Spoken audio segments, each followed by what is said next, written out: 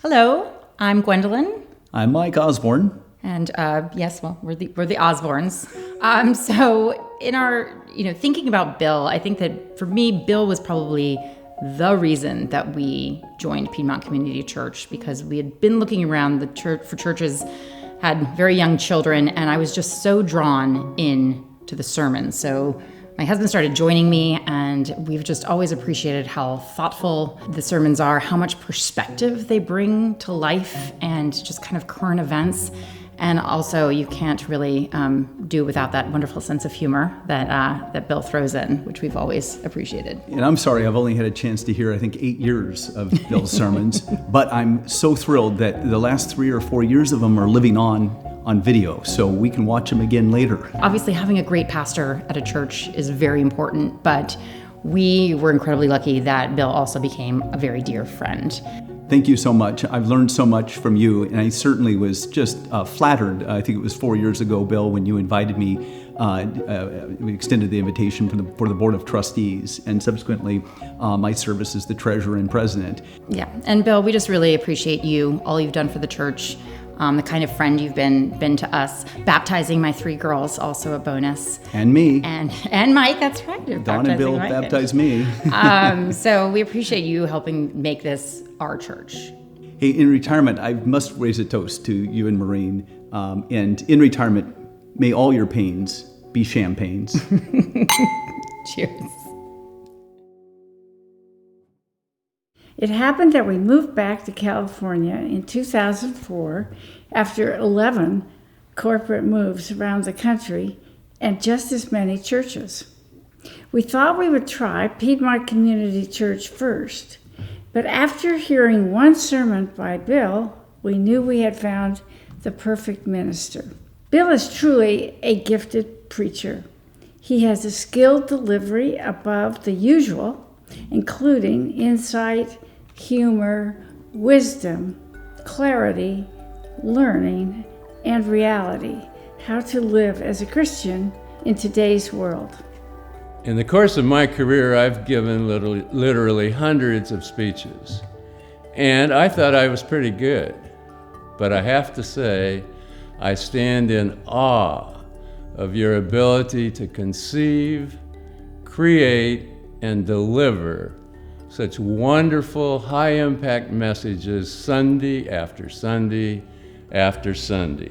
Your athletic tongue is, to me, unbelievable. You navigate through unpronounceable names and locations, one after the other, and again, without a hitch or a stitch.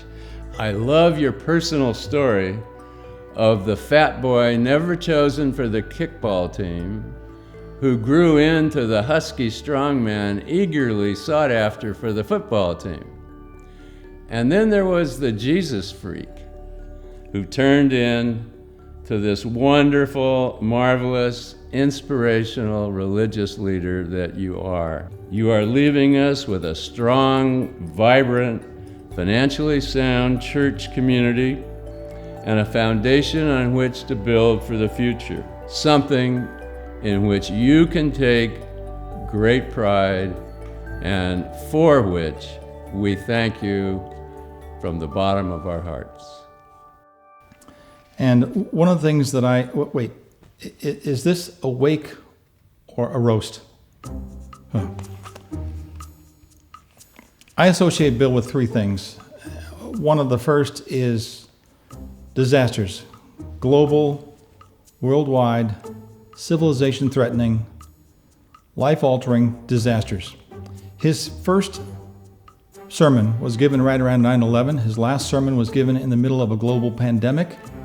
And the third disaster is ongoing right now, which is laid right at the feet of American clergy and their failure to get the American people into church. And that's their continuing lessening regard for truth, honesty, and fairness. And we see this in California, we see it in Washington, D.C., we see it across the country. It's all Bill's fault. Preachers all have one thing in common, one problem. which is that they have one source book, the Bible. And it's all been said before, all the stories have been told before. The trick in preaching is to come up with the right message at the right time in the right way. And Bill does this in spades. You know, there's an old expression that says, never join a church that needs a new roof. The good news is we didn't need a new roof. We needed 3 new buildings. So Bill got involved in raising money. We raised millions of dollars for the building campaign. We put some of that money into a rainy day fund. And then we went beyond that and put together a $2 million endowment fund, endowing our future, as Bill would say. Our relationship with the Imani Church has been phenomenal for the people of this church. And who hasn't been to Malawi, one of the smallest, poorest countries on earth, and we've got half the church has been there. In fact, I've had 2 emails from people from Malawi in the last 10 days. That relationship has been a marvelous one that has enriched the life of the people in this church as well as people in Malawi. Don and I made a biblical trip through Turkey. It's amazing how many of the stories in the Bible took place in Turkey. Ephesus, for example. Ephesus is on the far west coast of Turkey. And the other thing that's interesting about Ephesus, it's where, reputedly, the Mother Mary spent her final years. And you get in a little jitney, and 20 minutes later you drive up a hill, and you finally get to the Mother Mary's house. House is not the word. It's a very substantial stone building. And since it's the only building on this hill that takes 20 minutes to get up, it seems to me that she must have owned the entire hill. And I relayed this story to Bill.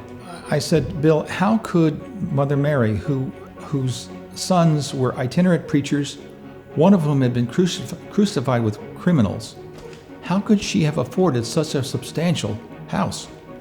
And Bill said immediately, he said, Bob, you have to remember that Mother Mary was one of the most prosperous women of her time, and perhaps ever. I said, really? How's that? He said, well, Bob, you have to remember that Mother Mary was living off the proceeds from the residuals of the sale of the Bible, the best-selling book in world history.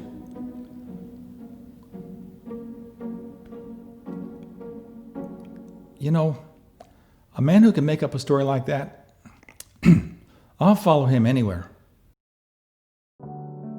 I have many memories of Bill, but 2 that stand out was, one was a sermon, and I probably won't have the details exact here, but the essence of it was the importance of being present. And it was about a young boy who was trying to get the attention of his busy mother. And the way that this little boy did it, or the way Bill explained it, was this boy kind of got his mum's face and said, Mum, you're not in your eyes. And that was just so poignant, you know, particularly in today's busy world. And it's something that my husband and I joke about when we're trying to get each other's attention. We'll say, you're not in your eyes. And it works. The icing on the cake of my memories of Bill is the fact that he married both of us last year. I've always loved his sermons, your sermons, Bill. And there was one particular one where you were talking about the treasure that is friendships, and you were talking about the Mount Rushmore. For you, the way you put it was the 6 people in your life, and you had said, these are your pallbearers. These are the people that carry your coffin, and you made a joke that you should get 8 because you're a big man, but that there were 6 people that you can hold on to, and you should treasure those friendships. And as we were leaving, I gave you a compliment on your sermon. You looked at me and you said, hey, buddy, you're one of the 6, right? And I tell you what, that is, was, and always will be one of the proudest moments of my life. To be that close to somebody of such character and faith, and it just means the world to me that I'm one of those 6.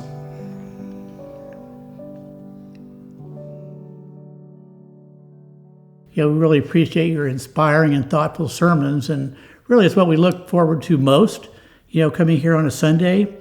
And then I think, pushing us along during those years to participate in outreach. So the time we worked on the AGM with the church team and everybody else, I think was, a real important time to us in our ministry also. So I think, helping you push us along and recognizing, how important some of the global things we worked on were. Again, just, we've had a great time and really appreciate the time you were here at the church. Ann? Thank you, Bill. We're going to miss you a lot, but it'll be a new journey, so good luck. All right. Aloha. I met Bill, it was actually the week before 9/11 occurred. My wife and I had, Barbara and my wife and I had been talking about giving our children a bit of a religious experience, and she and I had drifted away from the church for a decade or two. And we had these young boys. We thought, well, we need to go check out the Piedmont Community Church. And I believe it was Bill's first or second sermon. And I thought, wow, this is great. We gotta try and come back again. I don't remember if it was the next day or a week later, but 9/11 occurred, and I was really despondent. And I went to an evening service, I think the next day, that Bill was giving, and his sermon just really affected me so much and connected with me in a visceral way. And I thought, I really need to get to know Bill separately. One time we were in a church fundraising golf tournament, and Bill and I were playing golf together, and we compared notes, and it turned out we shared the same doctor. He was asking Bill about how much he would drink, and he'd sit there with his pencil and he'd kind of write this down. And he said, well, I'd have one or two. And his Bill said, yeah, I'll usually have two. We realized very shortly that the doctor was talking about glasses of wine, and Bill and I were talking about bottles of wine. So I'm very sorry to lose Bill, tell you the truth. Not that we're going to lose him entirely, but he has been really an important part of me. Realized that, I did not go to church for decades, and then got involved in Piedmont Community Church around 9/11. And so for almost 20 years now, I've relied on Bill, even through COVID. I really enjoy the online sermons that Bill delivers. We were at dinner with Bill once, and we were talking about how people know each other. And he was talking about a former mentor, Dr. Christian. And Dr. Christian was the minister who was at our church when I was growing up in New Jersey. And he was the first person who came to our house to let us know that our father had passed. He was in a car accident, and we just felt like there's this really odd connection of just faith and resilience that spanned decades and countries and miles. We joined when everybody joins. You get pregnant, right? That's the first time you start getting serious about looking for a church. And we were trying to get our kids into the Sunday school program, and then we had the opportunity to go to Lodestar.